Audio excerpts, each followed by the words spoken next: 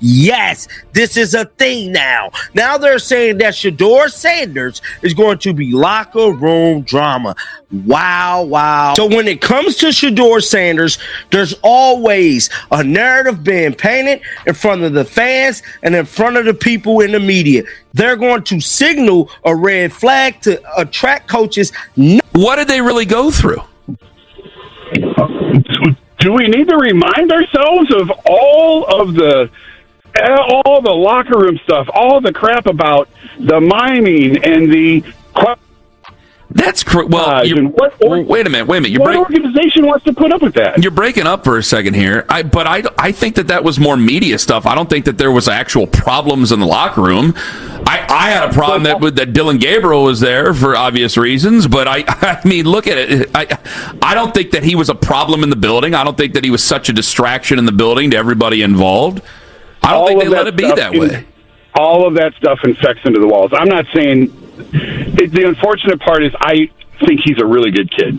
I think he's a really good young man. But it's just all the nonsense that comes with him. That's exactly why he fell, Ken. You know? Everything they went through was on them and Kevin Stefanski's decisions. It's not Shedeur's fault he didn't get any first-team reps. It's not Shedeur's fault that he didn't have the play card. All of this is not Shedeur's. Like, subscribe, and hit that bell. They had the chance and they chose no.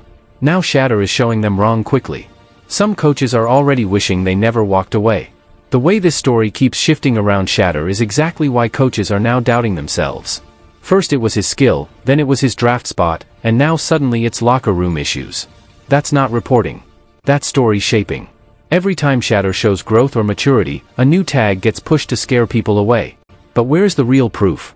Where are the teammates coming out and saying he damaged the locker room? There aren't any. This feels less like concern and more like noise made to protect bad choices made by the organization.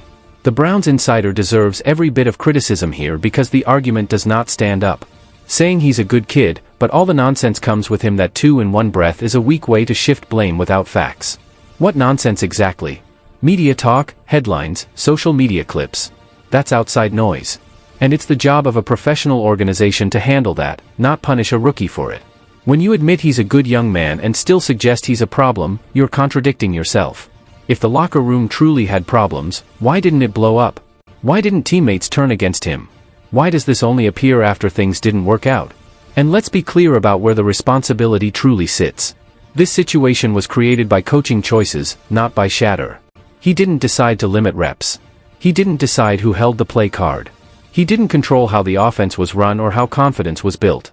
Young quarterbacks need structure and trust, and instead he got doubt and mixed messages. That's on the head coach. So now when coaches around the league look back and feel regret for turning down this job because of Shedeur, they should ask themselves the real question. Was the red flag ever the player, or was it the system he was placed into? Yeah, I mean, I've said all along, I think Shedeur's presence will be a hindrance to some guy. Not somebody's going to take the job. They pay really well, and there's only 32 of the job. Somebody will take it. But there are candidates out there who will look at this and say, nope, I want nothing to do with that. How could you? Look at everything that Kevin went through over the last year with Shedeur and some of the stupidity and nonsense that was out there. What coach would want to sign up for that? Particularly when he didn't play that well. He wasn't that good. Like, I've been pretty adamant. He shouldn't be on this team. To me, Shedeur should not be on this team next year. He's not good enough. This insider's take falls apart the moment you slow it down and actually look at reality instead. Saying Shedeur's presence scares coaches is wild when the league is full of strong personalities, loud leaders, and quarterbacks with far more baggage who still get teams built around them. Coaches don't run from players. They run from unstable front offices and mixed messages. And that's exactly what Cleveland has been. Blaming Shedeur for stupidity and nonsense that mostly lived in headlines, talk shows, and social media is lazy. That noise didn't come from him losing the locker room or disrespecting teammates. It came from people talking about him, not because of him. If media chatter scares a coach more than bad structure and poor planning, that coach probably isn't built for the job anyway. Now, let's talk football because that's where this argument really falls apart. Shedeur was not put in a position to succeed. Yet he still showed clear NFL traits. Behind one of the most pressured offensive lines in the league, he threw for around 1,400 yards in limited starts, showed accuracy when given time, extended plays with his legs, and didn't shy away from tight windows. A rookie quarterback playing with uneven reps, no offensive rhythm, and constant pressure is not supposed to look polished. That's not how development works. The completion percentage and interceptions don't tell the full story when defenders are in your face almost every snap. What does matter is that he kept standing in the pocket, kept taking hits, and kept competing. That's not a bad quarterback. That's a young one learning the hard way. Saying he's not good enough while ignoring the environment is dishonest analysis. Quarterbacks grow with trust, reps, and coaching clarity. 3 things Shedeur never got. You can't limit a player's role, change expectations weekly, take away control, and then judge him like he failed on his own. The instability this insider talks about didn't start with Shedeur, and it won't end by pushing him out. In fact, smart coaches will look at the tape and see upside, toughness, and leadership under pressure. So the real question isn't why a coach would avoid Shedeur, it's why some people are still defending a broken process by throwing the easiest target under the bus. Mature enough to have him as a backup. They've proven that.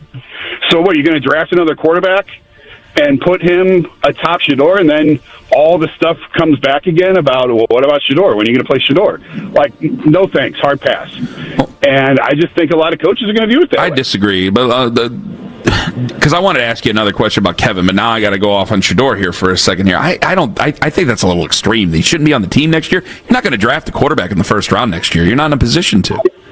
I didn't say he shouldn't be in the NFL. He shouldn't be on this team. I understand this team that. Is not mature. But look at everything they just went through. And for what? He's not that good. I totally agree with Ken. This whole argument from the insider is built on fear, not football. The idea that keeping Shedeur on the roster automatically creates chaos is overblown and honestly unfair. Backup quarterbacks exist on every team, and many of them come with bigger stories than Shedeur ever has. Media questions are not a locker room problem. They are part of the NFL. Acting like Shedeur's presence will somehow take over the season puts blame on him for things he cannot control. He doesn't schedule press conferences. He doesn't write headlines. And he doesn't decide who starts on Sundays. Ken is right to push back here because the insider's solution doesn't match reality. Cleveland is not in a position to simply draft a top quarterback and reset. That's not how the board works, and it's not how teams actually operate. You don't throw away a young quarterback who already knows the system, has shown toughness, and has real game experience just because the year was messy. Keeping Shedeur doesn't stop you from developing anyone else. It gives you options. Smart teams want competition, depth, and protection. Calling that a hard pass ignores how the league really works and sounds more emotional than strategic. And saying he's not that good is the weakest part of this whole argument. Good compared to what? To a perfect situation he was never given. He played behind a weak line, had limited reps, and still showed calm, arm talent, and leadership.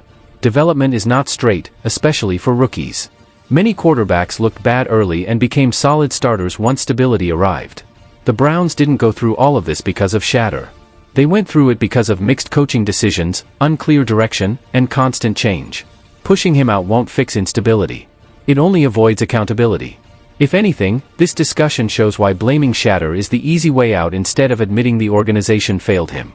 When asked about the quarterback position, he said, I can't say today whether our starting quarterback next year is internal or external.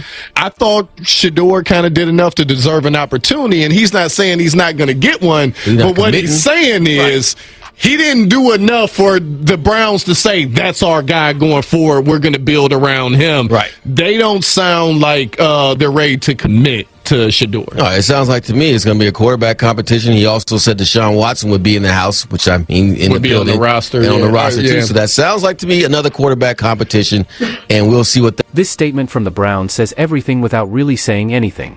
When management refuses to clearly support a young quarterback who showed toughness in a bad situation, that's not competition, that's doubt. Saying they don't know if the starter will be internal or external after watching Shedeur battle pressure, limited reps, and chaos shows weak leadership. Teams that believe in their guy say it openly. They don't hide behind unclear language. This type of talk doesn't motivate a player. It keeps him stuck in uncertainty. How is a young quarterback supposed to grow when the organization won't even back him in public? What makes this worse is how obvious the setup feels.